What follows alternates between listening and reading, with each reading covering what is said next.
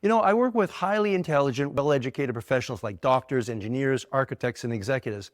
And while they're already successful in many ways, some aren't reaching their full potential. Why?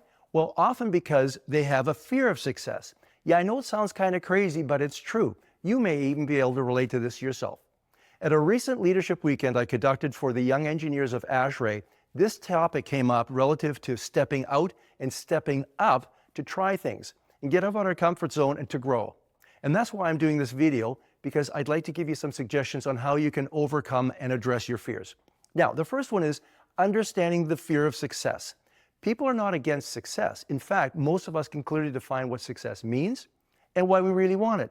But often, what holds us back is fear. Fear of what others might think, fear of standing out, or fear of failure disguised as a concern over success. Now, these fears are usually imagined and live only right here. Okay, the second one is the power of no to address fear. Ask yourself, what's the worst thing that can happen? Someone might say no to your request. Okay. If you're professional, respectful, and logical in your approach, there's also a really good chance they're going to say yes. So the fear of rejection often stops us from doing something before we even try it. So I believe what's worth it is the reward of hearing yes. Now, the third one is optimism versus pessimism. What's more realistic?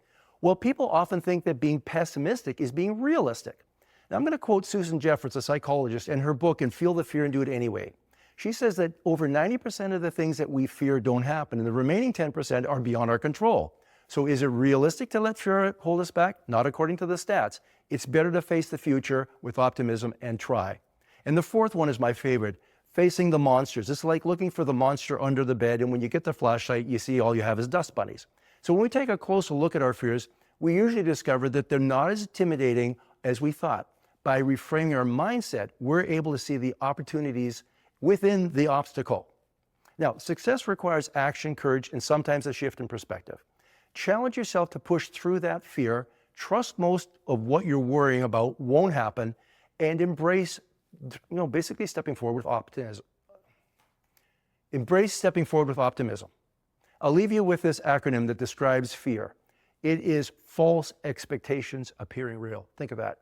False expectations appearing real. There's the word fear. Maybe it's time to reframe it using that framework as the model.